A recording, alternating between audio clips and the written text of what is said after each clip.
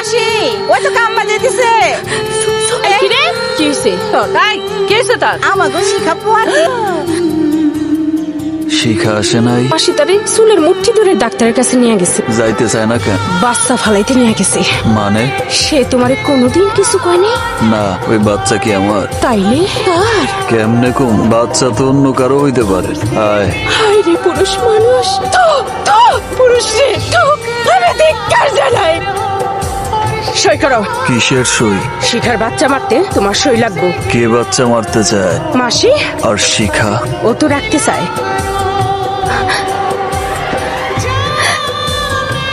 কিরে তারি কিছু কইছস?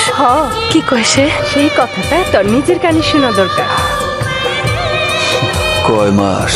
5 মাস চলে। আমারে কও নাই কেন? যদি শিকার না যাও? স্বীকার করলাম, সত্য সত্য।